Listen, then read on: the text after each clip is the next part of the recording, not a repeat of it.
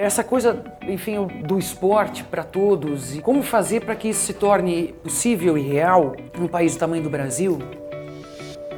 E não só esporte para baixa renda, mas esporte para classe média média alta, classe alta. Como fazer isso ser possível, né? Quais são os meios, as oportunidades, né? As limitações? Isso enche a minha cabeça.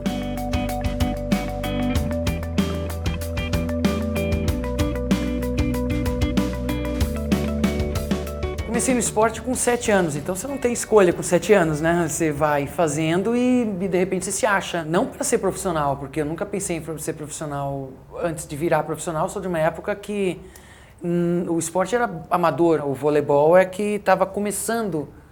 Quando eu tinha 17 anos, 16, 17 anos, apareceram os primeiros times profissionais femininos. Eu comecei a fazer esporte como uma atuação, né, de vida, como do mesmo jeito que eu ia para a escola, eu fazia esporte. E aí isso virou uma profissão quando eu tive que chegar no, eu já estava indo para a seleção brasileira e então ou eu continuava lá em Santa Catarina, que era onde eu jogava, e me mantia num nível mediano, ou saía para avançar. E aí é que só que foi a escolha.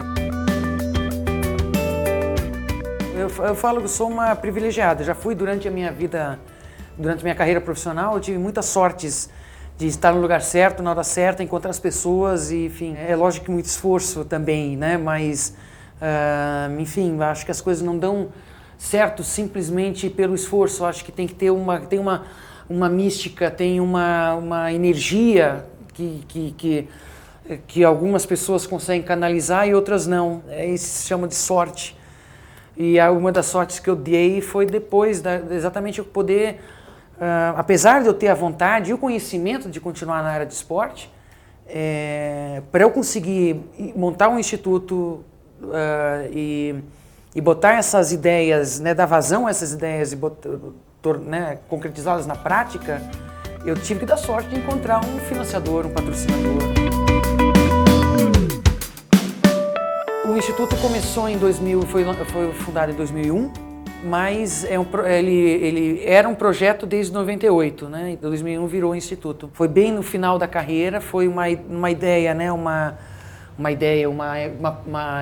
provocação, uma incomodação com o nível de prática de esporte, o nível de prática de voleibol entre as crianças nas escolas, enfim, um retrato do Brasil naquela época. A gente já avançou, mas ainda tem muito a avançar, mas naquela época o que a gente poderia contribuir? Desenvolver uma metodologia de ensino, aprendizagem de esporte para todas as crianças, independente do nível de habilidade, né? Para ir além do esporte para os melhores, que é o lugar comum do esporte é o esporte para os melhores. E na verdade a gente precisa, é direito de todos, então como é que você consegue fazer com que chegue ao maior número de pessoas? Tem a questão do acesso, então ter lugar para as pessoas, ou ter a escola, ou ter na escola, ou tudo isso.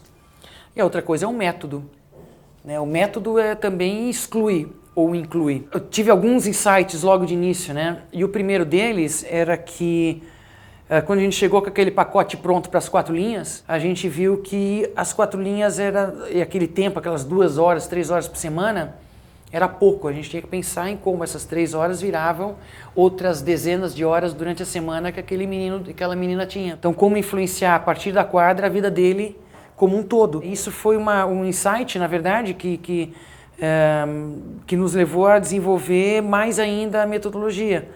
Né? Então, e aí, enfim, esse movimento de que, nossa, isso aqui é o que precisa, mas nunca está acabado. Isso é o que precisa, isso nos abriu os olhos para outras tantas coisas que também precisam. Então, essa é uma construção constante, né? E aí a gente entender o que efetivamente educadores, instituições como a nossa, esporte, pode fazer, tem o poder de fazer para transformar a vida das pessoas. Né? Então, essa foi a grande aprendizagem, é o grande, né, combustível, né, que mantém a máquina rodando.